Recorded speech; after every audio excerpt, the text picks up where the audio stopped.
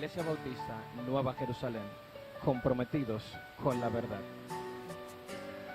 Entonces, hasta el final del segundo libro de Samuel, nosotros vemos el pico que comienza a decaer, el declive del, si pudiéramos decirlo así, del ministerio de David. El ministerio de David fue ser rey de la nación de Israel.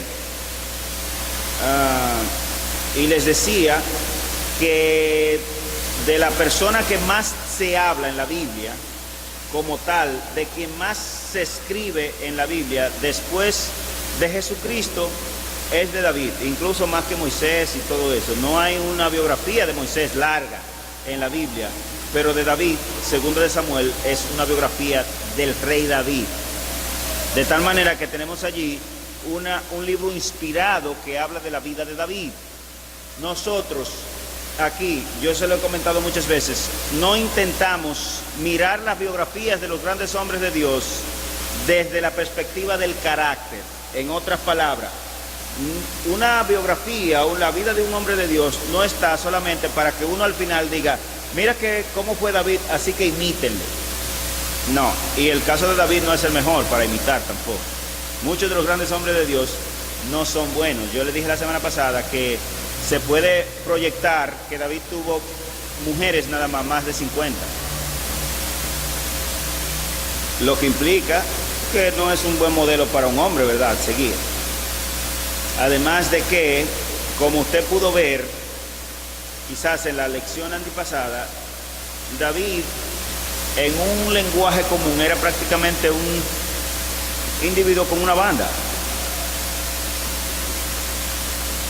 Y la semana pasada vimos lo que él hizo en el caso de Abigail y Nabal, si mal no recuerdo, Nabal creo que es el nombre del esposo de Abigail, que él le mandó a pedir comida. Mira, yo traté a tus pastores bien, así que mándame comida, pero comida como para 1000 y pico de gente. Estamos hablando de 2 camiones de comida, porque eran 600 hombres y tenían esposa y tenían hijos. Miles de gente, un par de miles. Y el individuo le dijo que no. Y ya ustedes saben lo que David iba a matarlo, resuelto a matarlo y acabar con todo lo que tenía y a coger la comida por la fuerza. Pero la esposa de él, con sabiduría, se acercó y le dijo, oh no, mi señor, aguántate, mira. En fin, que al rato, a los pocos días el hombre murió, le dio un infarto, una cosa. Y David fue y buscó a su mujer y todo lo que había y lo cogió para él. Entonces, de esa manera solía hacer David. Que alguien que hace eso en nuestros días es visto como un diablo. Y yo no estoy diciendo que las cosas que hizo David son buenas. Sin embargo, los caminos de Dios son tan extraños que a David Dios le llama un hombre que tiene el corazón como el de Dios, o como Dios quiere. Pero David conquistó pueblos, solidificó una nación, la nación de Israel, trajo paz al final de su reinado, porque después de tanta conquista la gente ya le tenía miedo a David, los vecinos, y prácticamente todos eran tributarios a David. Y David le lega a su hijo Salomón un reino pacífico, de paz, de mucha gloria, no a bajo costo. Costó sangre, mucha sangre. Cuando David, lo vimos la semana pasada en el capítulo 7, leímos un poco, y ese capítulo prácticamente fue en el que nos enfocamos. Cuando David siente que hay que construirle un lugar a Dios de adoración, porque lo que había era el tabernáculo, que había que estarlo desarmando y armando, usted se acordará. Hasta ese momento, el profeta Natán le dice, ok, Dios está contigo, arranca. Y Dios le habla a Natán y le dice, no, David no me va a edificar casa a mí. Él es un sanguinario. Demasiada sangre han derramado sus manos, sangre de gente, de hombres y mujeres y niños y de todo. Y yo no quiero que un sanguinario así me construya una casa, le dice Dios, literalmente. Al hombre que Dios llama conforme a su corazón era un sanguinario que había matado miles. Saúl mató 1000 y David 10,000. Una y otra vez y otra vez. Y las historias de conquista y de guerra de David, cualquiera que la lee se le cae el corazón de tanta gente sacrificada y muerta. No obstante, Dios ve en ese hombre un corazón como el de Dios. Hay cosas que son un poco incómodas de uno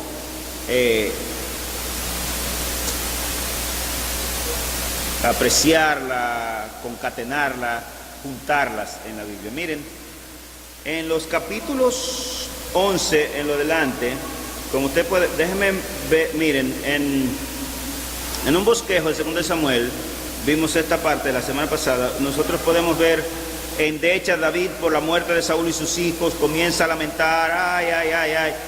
David, después de eso, proclamado rey en Judá, reino que duró 7 años y medio, de tal manera que una correcta división de los reinados en Jerusalén nos deja a nosotros ver que no solamente hubo el reino de Saúl y el reino de David y el reino de Salomón, sino que en el medio hubo un reino dividido también, porque Isboset, hijo de Saúl, fue rey por 7 años y medio en Israel, mientras que David solamente fue rey en Hebrón y Jerusalén por 7 años y medio. Eso lo vemos ahí al principio del libro de Samuel. Después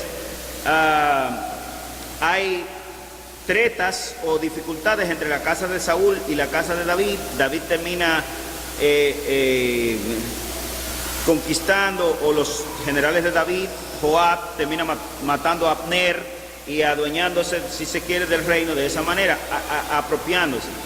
Entonces, después de esos 7 años y medio, David es puesto rey sobre Israel entero, coronado rey de Israel, expande el reino. En los capítulos 3, capítulo 5, capítulo 6 y capítulo 15 vemos las mujeres y los hijos de David. De hecho, pasemos por ahí para que usted conozca un poco de David. Mire, capítulo 3, versos 2 al 5 de 2 Samuel, nosotros vemos algunas de las mujeres de David y de los hijos de David.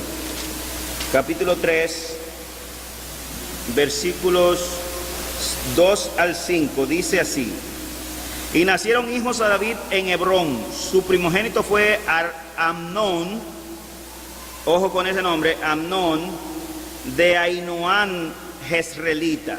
Su segundo, Gilead, de Abigail, la mujer de Nabal, el de Carmel, del que le conté ahorita. Van 2 mujeres.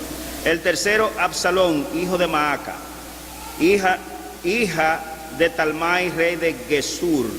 El cuarto, Adonías, hijo de Agit.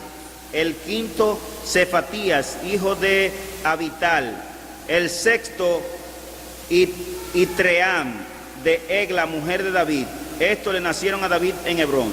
Ahí solamente se mencionan 6 mujeres, pero hay más. Lo que pasa es que esas 6 le habían dado a luz hijo varón a David.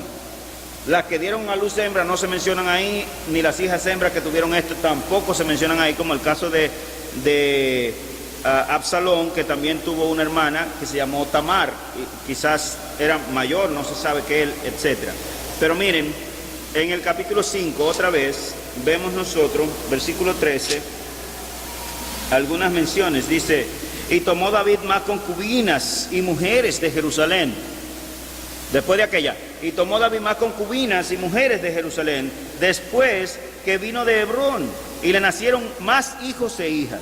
Estos son los nombres de los que le nacieron en Jerusalén: Samúa, Sobab, Natán, Salomón, Ibar, Elishua, Nefec, Jafía, Elisama, Eliada y Elifelet, entre otros. Miren el capítulo 6, versículo 23. También dice: y Mical, hija de Saúl, nunca tuvo hijos hasta el día de su muerte, que también fue esposa de David. De hecho, fue la primera de todas, pero el papá se la quitó, él se fue y se tuvo que huir. En ese ínterin se casó con esta como 15 que menciona aquí, o 20, y después volvió y ya ella estaba casada con otra y se la quitó al hombre. Y páseme mi mujer. Y bueno, estaba aquí Mical, hija de Saúl. También miren el capítulo 15, verso 16, para que usted vea qué pasó allí.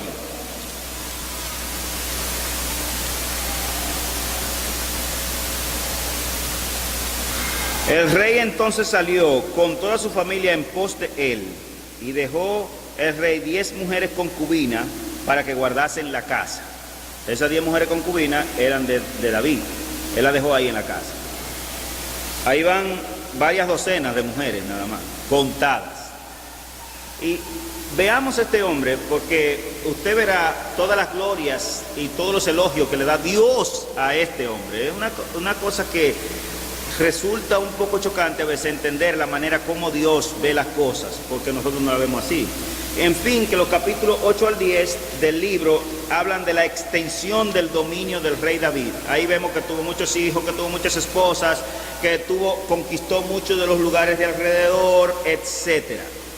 Todo gloria, humanamente hablando, ¿no? Miren ahora qué desgracia comienza a pasar, y esta es nuestra sección de hoy, el declive del reinado de David, capítulo 11 en lo adelante. Primero, David, Betsabé y Urías. Esa historia hay que leerla. Esa historia hay que leerla. Y yo quiero que vaya conmigo al capítulo 11. Y leamos. Estoy leyéndola porque para que quede en el récord, ¿no? Deberíamos tener otro micrófono para que el que quiera leer lo vamos a poner. Aconteció el año siguiente, en el tiempo que salen los reyes a la guerra, que David envió a Joab y con él a sus siervos y a todo Israel. Fíjense, en el tiempo que los reyes salen a la guerra, eso era algo establecido, eso no era no. Al valle de la guerra se reunían las naciones como locas a pelear la una con la otra, a veces sin ningún tipo de objetivo. Y con él sus siervos y todo Israel, y destruyeron a los amonitas y sitiaron a Rabá, pero David se quedó en Jerusalén. Ojo. Y sucedió un día, al caer la tarde, que se levantó David de su lecho y se paseaba sobre la terraza de la casa real, y vio desde el terrado a una mujer que se estaba bañando, la cual era muy hermosa. Envió a David a preguntar por aquella mujer, y le dijeron: aquella es Betsabé, hija de Eliam, mujer de Urías Eteo, o hitita, debería traducirse mejor. Y envió David mensajeros, y la tomó y vino a él, y él durmió con ella. Luego ella se purificó de su inmundicia, la menstruación, y se volvió a su casa. Y concibió la mujer y envió a hacer saber a David diciendo: estoy encinta. Entonces David envió a decir a Joab: envíame a Urías Eteo. Fíjense, la mujer quedó encinta, ¿verdad? Entonces David envió a decir a Joab: envíame a Urías Eteo. Y Joab envió a Urías a David. Cuando Urías vino a él, David le preguntó por la salud de Joab y por la salud del pueblo y por el estado de la guerra. Después dijo David a Urías: desciende a tu casa y lava tus pies. Y saliendo Urías de la casa del rey, se fue enviando presente a la mesa real. Mas Urías durmió a la puerta de la casa del rey con todos los siervos de su señor, y no descendió a su casa. E hicieron saber esto a David, diciendo: Urías no ha descendido a su casa. Y dijo David a Urías: ¿No has venido de camino? ¿Por qué pues no descendiste a tu casa? Y Urías respondió a David: el arca de Israel y Judá está bajo tiendas, y mi señor Joab y los siervos de mi señor en el campo. Y había yo de entrar en mi casa para comer y beber y dormir con mi mujer, por vida tuya y por tu alma, que yo no haré tal cosa. Y David dijo a Urías: quédate aquí aún hoy, y mañana te despacharé. Y se quedó Urías en Jerusalén aquel día y el siguiente, y David lo convidó a comer y a beber con él hasta embriagarlo. Y él salió a la tarde a dormir en su cama con los siervos de su señor, mas no descendió a su casa. Venida la mañana, escribió David a Joab una carta, la cual envió por mano de Urías. Y escribió en la carta diciendo: poned a Urías al frente, en lo más recio de la batalla, y retiraos de él para que sea herido a muerte. Así fue que cuando Joab sitió la ciudad, puso a Urías en el lugar donde sabía que estaban los hombres más valientes, y el resto de la historia, usted la conoce, mataron a Urías el Eteo. Pero las cosas no se quedan ahí. Miren lo que hace Dios ahora con David. Capítulo 12. Una revolución tienen los niños ahí atrás. Capítulo 12. Jehová envió a Natán a David, y viniendo a él le dijo: había dos hombres en una ciudad, el uno rico y el otro pobre. El rico tenía numerosas ovejas y vacas, pero el pobre no tenía más que una sola corderita que él había comprado y criado, y que había crecido con él y con sus hijos juntamente, comiendo de su bocado y bebiendo de su vaso, y durmiendo en su seno, y la tenía como una hija. Y vino uno de camino al hombre rico, y éste no quiso tomar de sus ovejas y de sus vacas para guisar para él, para el caminante que había venido a él, sino que tomó la oveja de aquel hombre pobre y la preparó para aquel que había venido a él. Entonces se encendió el furor de David en gran manera contra aquel hombre, y dijo a Natán: vive Jehová, que el que tal hizo es digno de muerte, y debe pagar la cordera con 4 tantos, porque hizo tal cosa y no tuvo misericordia. Entonces dijo Natán a David: tú eres aquel hombre. Así ha dicho Jehová, Dios de Israel: yo te ungí por rey sobre Israel, y te libré de la mano de Saúl, y te di la casa de tu señor y las mujeres de tu señor en tu seno. Además de ti te di la casa de Israel y de Judá. Y así y si esto fuere poco, te habría añadido mucho más. ¿Por qué pues tuviste en poco la palabra de Jehová, haciendo lo malo delante de sus ojos? A Urías Eteo heriste a espada, y mataste y tomaste por mujer a su mujer, y a él lo mataste con la espada de los hijos de Amón. Por lo cual ahora no se apartará jamás de tu casa la espada, por cuanto me menospreciaste y tomaste la mujer de Urías Eteo para que fuese tu mujer. Así ha dicho Jehová: he aquí yo haré levantar el mal sobre ti de tu misma casa, y tomaré tus mujeres delante de tus ojos, y las daré a tu prójimo, el cual yacerá con tus mujeres a la vista del sol, porque tú lo hiciste en secreto, mas yo haré esto delante de todo Israel y a pleno sol. Entonces dijo David a Natán: pequé contra Jehová. Y Natán dijo a David: también Jehová ha remitido tu pecado, no morirás. Mas por cuanto con este asunto hiciste blasfemar a los enemigos de Jehová, el hijo que te ha nacido ciertamente morirá. Y Natán se volvió a su casa.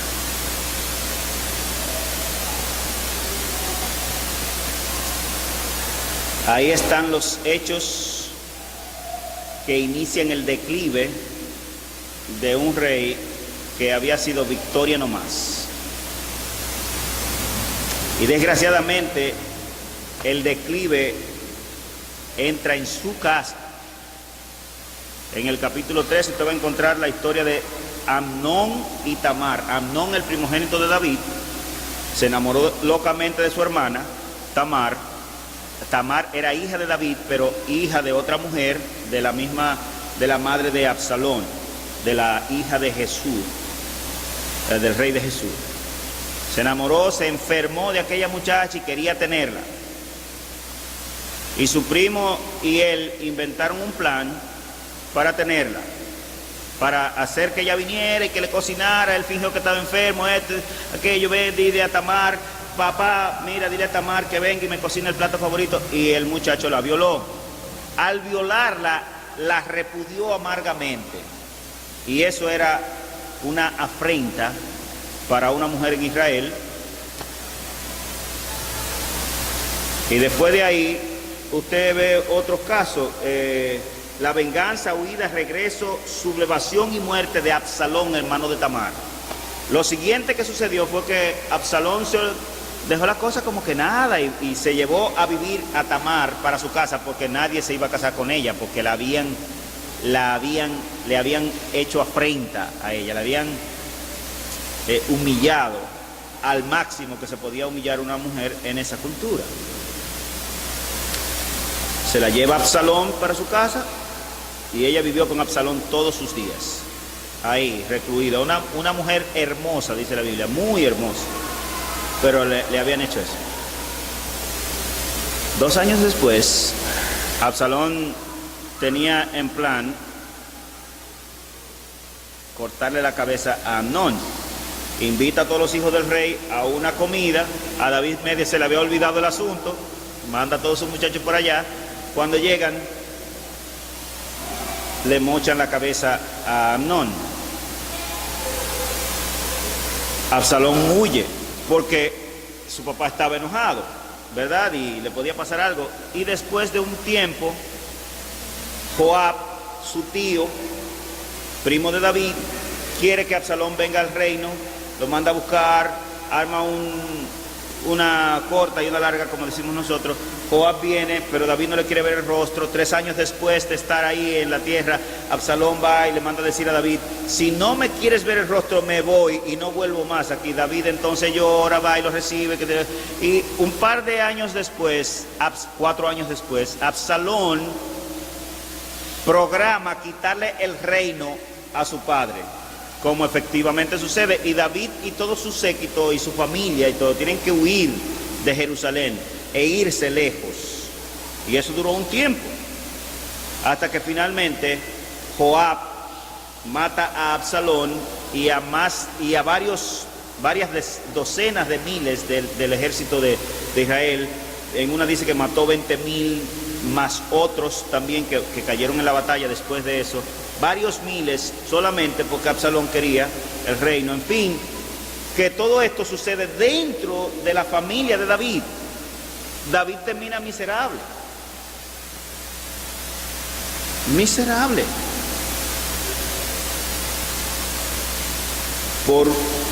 Fíjense, Dios no le cuenta como el problema a todas las mujeres que tuvo. De hecho, en este pasaje dice que Dios se la dio. Las mujeres de Saúl, dice ahí en el pasaje que leímos, Dios se la dio a David. Entonces, ¿cómo? No me pregunte porque yo eso no lo sé, yo sé que ahí dice eso.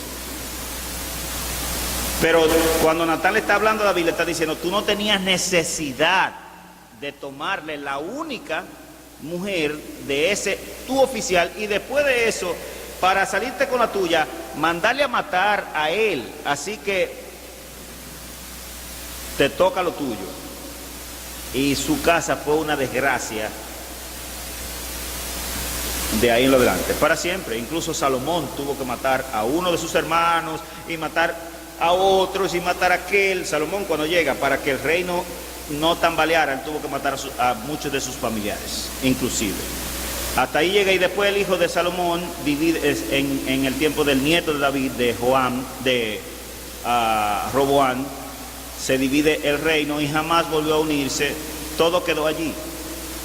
Dios le había prometido a David un reinado perpetuo de sus hijos. Se lo quitó por acostarse con una mujer que no era de él.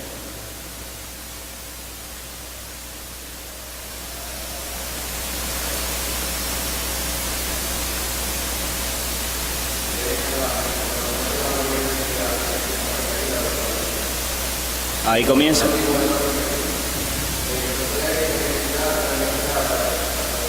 Hasta increíble. De tal manera, hermano, que nosotros vemos la trascendencia de un pecado. Uno. El pecado es horrendo delante de la presencia de Dios y tiene consecuencias y son fatales.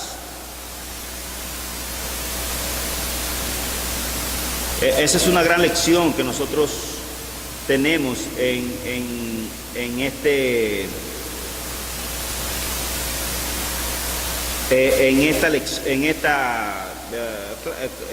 esta sección de la Biblia, si pudiéramos decirlo así.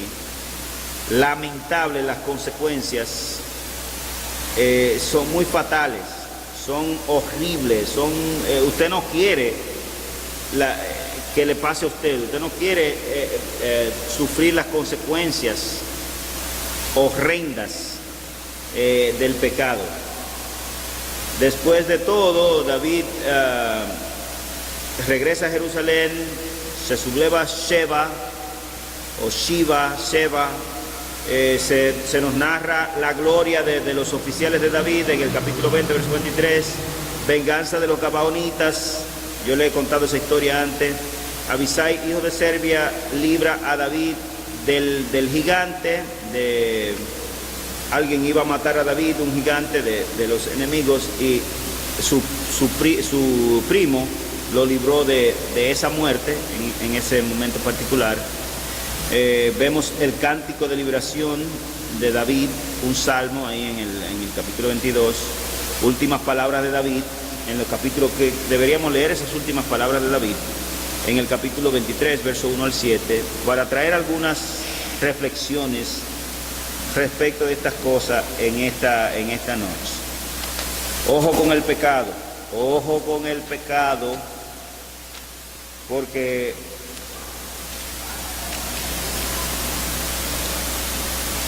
tiene consecuencias fatales.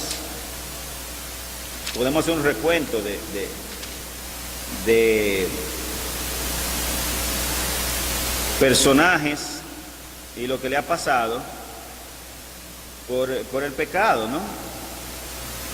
Que han sufrido, que han tenido que pagar. Miren aquí, estas son las palabras postreras de David. Dijo David, hijo de Isaí, dijo aquel varón que fue levantado en alto, el ungido de Dios, del Dios de Jacob, el dulce cantor de Israel, el Espíritu de Jehová ha hablado por mí, y su palabra ha estado en mi lengua. El Dios de Israel ha dicho, me habló la roca de Israel, habrá un justo que gobierne entre los hombres, que gobierne en el temor de Dios. Será como la luz de la mañana, como el resplandor del sol en una mañana sin nubes, como la lluvia que hace brotar la hierba de la tierra. No es así mi casa para con Dios. Sin embargo, Él ha hecho conmigo pacto perpetuo, ordenado en todas las cosas y será guardado. Aunque todavía no haga Él florecer toda mi salvación y mi deseo, mas los impíos serán todos ellos como espinos arrancados, los cuales nadie toma con su mano, sino que el que quiere tocarlos se arma de hierro y de asta de lanza, y son del todo quemados en su lugar. No sé si ustedes se fijan que esas últimas palabras de David son la promesa del Mesías. Y no sé si se fijan también que él declara en esas últimas palabras que el que Dios va a enviar, que será luz de las naciones, etcétera, no es como los de su casa. Fíjense otra vez, versículo 3, el Dios de Israel ha dicho, me habló la roca de Israel, habrá un justo que gobierne entre los hombres. No es una pregunta, es una declaración, que gobierne en el temor de Dios. Será como la luz de la mañana. ¿Sí o no? Será como la luz de la mañana, como el resplandor del sol en una mañana sin nubes, como la lluvia que hace brotar la hierba de la tierra. Pero fíjense lo que él declara, versículo 5. No es así mi casa para con Dios.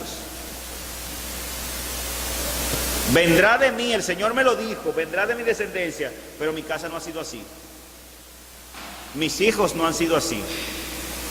Qué desastre los hijos de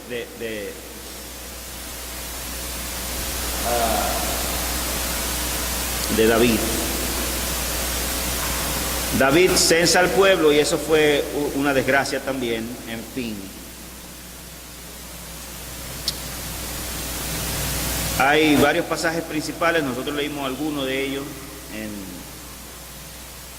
La semana pasada leímos el 24, del versículo 21 al 25, donde él fue a ofrecer el sacrificio a Jehová y le regalaron, le dijo, coge todo, es tuyo. Y él dijo, no, ¿cuánto cuesta? Porque no daré ofrenda a Dios que no me cueste. Así era el corazón de ese hombre. Fíjense qué cosa. No daré ofrenda ni sacrificio a Dios que no me cueste.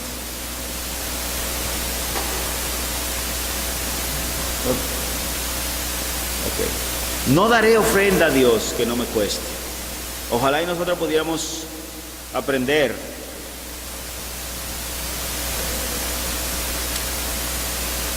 de aquel hombre que por alguna razón que descansa en la soberanía de Dios, Dios le llama a un hombre conforme a mi corazón.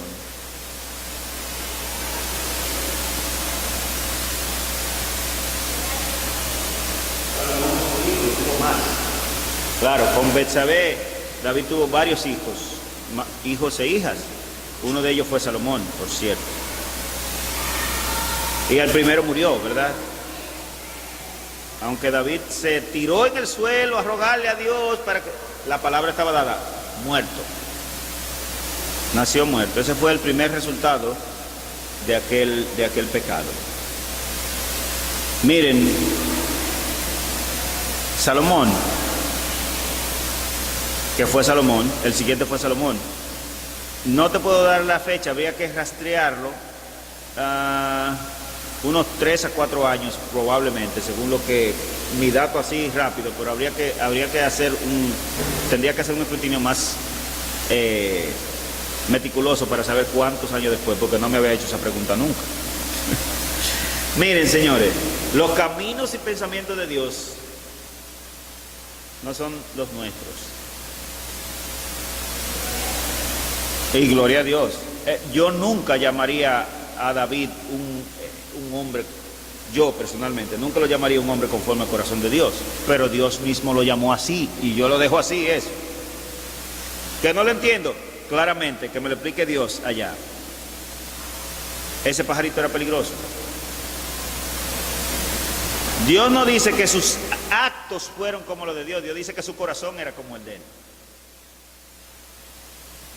Ahora, lo que yo veo en la vida de David es que cada vez que el profeta de Dios le hizo un anuncio, David inmediatamente se rendía a los pies de Dios.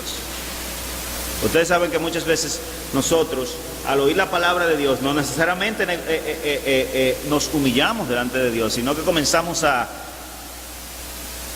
arguir contra el mensaje claro y preciso que Dios nos ha dado. David no era así. Inmediatamente rendido a los pies de Dios. Yo no sé si se acuerdan cuando él traía el arca de Hebrón a Jerusalén, que como un loco estaba y dando brinco, y Mical, su esposa, que era hija de Saúl, una princesa de palacio, le dijo, pero ven acá, ¿qué es lo que tú haces? Y él le dijo, yo estaba delante de Dios. A mí no me importa lo que tú pienses, pero que tú te volviste un cualquiera. Estaba, te dije, delante de Dios. Así le dijo. Y ni se volvió a acostar con ella jamás. Se olvidó de esa mujer. Estaba ahí en el harén, pero no, dice que no tuvo hijos, inclusive más. Y tiene que ver con eso. Cuando viene el profeta Natán y le dice, mira, ese eres tú. Humillado delante de la presencia de Dios. El rey se ponía ropa de saco por varios días. Lo hizo cuando le dijeron que el niño iba a nacer y en otras ocasiones, y se acostaba en el polvo con el rostro en la tierra, humillado delante de Dios, pidiéndole a Dios perdón o X o Y oración. Yo creo que por ahí anda el asunto del corazón de David. Ojo, no sus actos fueron conforme a Dios, como Dios quiere. El corazón de él era como Dios quiere. Así que los caminos y pensamientos de Dios no son los nuestros. Comenzar bien no es una garantía de terminar bien. Lo vemos en los negocios, lo vemos en las universidades. El porciento de personas, por ejemplo, que desertan en la secundaria anda por el orden en nuestra nación del 85%, es decir, de cada 10 muchachos que entran, solamente terminan 2,5 el bachillerato. De cada 10 muchachos que entran al bachillerato. La universidad, el numerito es que solamente como el 3% de los que entran se gradúan. Es decir, que de cada 10 que entran no se gradúa ni uno. De cada 20 no se gradúa ni uno. De cada 30 se gradúa uno. Para que usted vea, pero en la vida cristiana, lamentablemente, vemos el mismo derrotero. Porque aunque no necesariamente alguien termine en el infierno, muchas veces termina mal, como vemos en Elí, ¿se acuerdan? Como vemos en Samuel, que dijimos, Samuel no terminó mal moralmente, pero su familia estaba vuelta un desastre. Y vemos a Saúl, que comenzó con glorias y un reino de gloria, y termina adorando a los ídolos, consultando a los muertos y autoasesinándose él mismo. Y vemos a David, un gran hombre de Dios, cómo termina su carrera. Yo creo que tenemos muchas cosas que aprender de aquí, ¿verdad? De esta sección extraordinaria de las Escrituras. Cuidado con el descuido. Un pequeño descuido puede ser fatal. ¿Usted ha visto las advertencias que le ponen a los ácidos muy peligrosos? Que le ponen una carabelita que se vea y un círculo rojo como 3 con una raya que significa no. Out of the reach of children, le escriben en inglés, fuera del alcance de los niños, en grande, con un signo de admiración y un montón de cositas, porque una gotica se puede llevar al muchacho. Así es el pecado y nuestra vida. Ojo con nosotros. Dice la Biblia que el corazón del hombre es engañoso. ¿Quién lo conocerá? Usted puede estarme viendo la carita a mí y pensar que el tipo es un ángel. No es el caso mío, pero estoy simplemente poniendo un ejemplo. Pero lo que hay aquí, ni yo lo sé bien. Es tan peligroso el caso que usted no se conoce bien a usted mismo y necesita que Dios le explique cómo es usted. Cuando usted ve la descripción de Dios del hombre por primera vez, cómo Dios describe al hombre, usted queda absorto, usted dice, usted comienza a buscar, pero ¿quién es ese? Por ejemplo, Romanos capítulo 3, versículo 9 en adelante. Dice, es que ese no soy yo, ese es usted. Ese mismo que está ahí. Miren, un creyente descuidado es susceptible de cometer cualquier pecado, inclusive asesinar sádicamente y atrozmente a uno de sus mejores hombres, como hizo David con Urías el Eteo.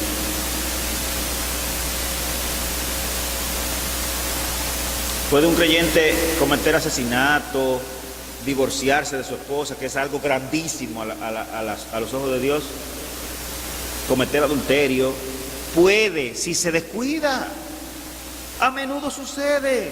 Y no implica con ello que deje de ser creyente. No estamos llegando necesariamente ahí, porque Dios no llega ahí. Pero un descuido así, hermano, puede ser fatal. Por eso nosotros no debemos indultarnos a nosotros mismos. Y no debemos negociar nuestro tiempo diario de devocional con el Señor, privado y en familia, porque eso es peligroso. Síntomas muy peligrosos. Cuando usted no saca o no dedica el tiempo que usted mismo estableció para dedicárselo a Dios, digamos, por poner un ejemplo, 20 minutos por la mañana.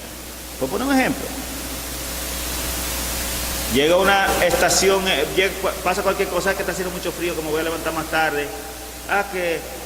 Y estoy hablando de lo que pasa ahora, que yo mismo tengo que luchar conmigo mismo para levantarme a orar, porque está frío. Cuidado, ojo con eso. Un descuido así te vuelve trizas. Tenemos que tener cuidado, la vida cristiana es delicada. Tenemos todo el poder para vencer el pecado, todos los recursos, no nos hace falta nada, como hemos visto varias veces desde esta plataforma, para agradar a Dios, para vivir la vida que Dios quiere, para andar en los caminos de Dios. Tenemos todos los recursos, todas las cosas que pertenecen a la vida y la piedad, dice 2 de Pedro capítulo 2, versículo 1. capítulo 1, versículo 1 en adelante, nos han sido dadas todas las cosas que pertenecen a la vida y a la piedad por medio de su divino poder. Nos han sido dadas. No lo descuidemos, no lo tengamos en plato de segunda mesa o descuidado en un rincón. Tenemos que usarlas. Las armas de nuestra milicia son poderosas en Cristo para derribar fortaleza. ¿Y cuáles son las armas de nuestra milicia? El escudo de la fe, la espada del Espíritu, que es la palabra de Dios, el yelmo de nuestra salvación, el apresto, el calzado, con el apresto, con la prisa, con la urgencia de predicar el Evangelio, y sobre todas estas cosas, oración. El cinturón de la justicia no se nos puede quedar.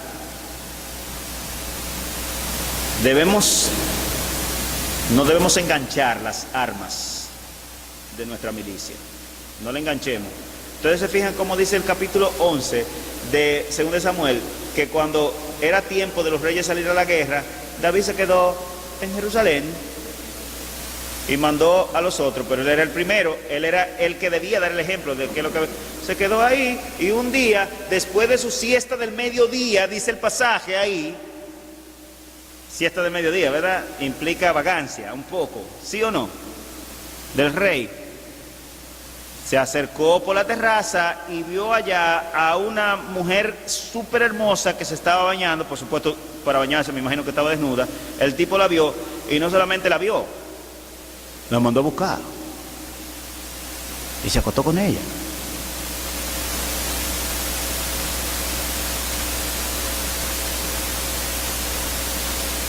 Y si no entiendo mal el pasaje, la mujer estaba en el periodo menstrual, lo cual no era algo que no se podía hacer en Israel, inclusive. Ahí está en el pasaje, todo eso.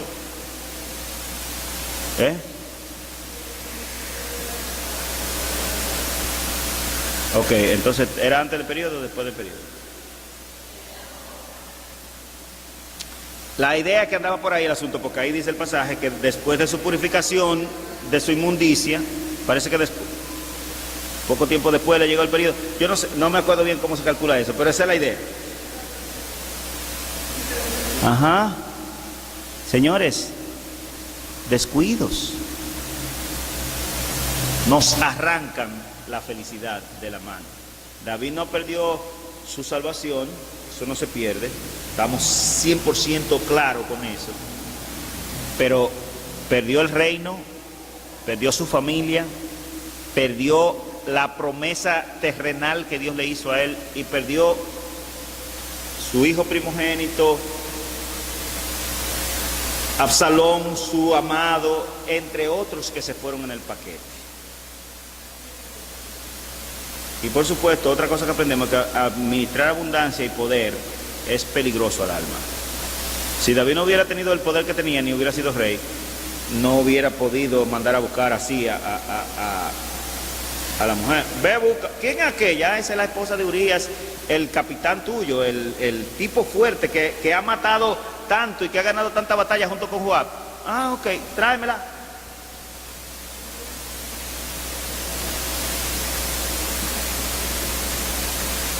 Hasta ahí está dispuesto a llegar. Ojo, hermanas, sus esposos, un cristiano, uno que no es cristiano va a llegar siempre a esa cosa, pero un cristiano puede llegar ahí. Así que, hermanos y hermanas, oremos recíprocamente por nuestras respectivas parejas.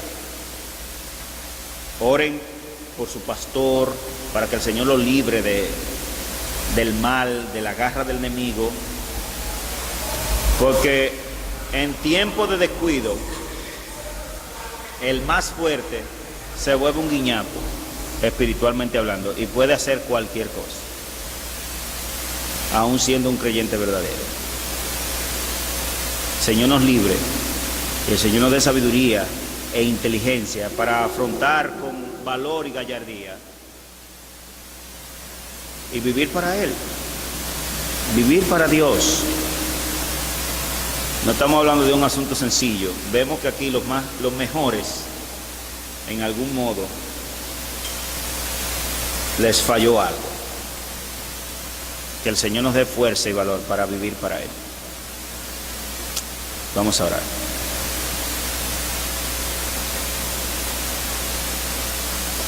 Qué bueno, Señor, que tú te acuerdas de que somos polvo y que nuestra salvación no pende de algo que nosotros hagamos o dejemos de hacer, sino que es un don tuyo, un regalo de Dios.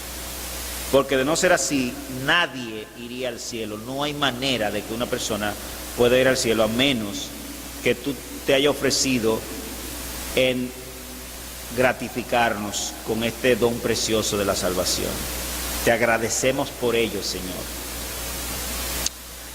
Pero como también vemos en tu palabra una y mil veces, ese don nos viene con un paquete de virtudes y responsabilidades. Ayúdanos a nosotros, tus hijos, Señor, a no despreciarlo, a cuidar con temor y temblor una salvación tan grande que nos ha sido dada, a adornar nuestra fe con las obras de amor y de misericordia que tú preparaste de antemano para que nosotros andemos en ella, a vivir por Dios, a vivir para Dios, a resolver en nuestras vidas, primero cortarnos la yugular antes de fallarte, Señor. Porque si tu ojo te es ocasión de caer, es mejor sacártelo y entrar sin un ojo al reino de los cielos que teniendo los dos ojos y irte al infierno.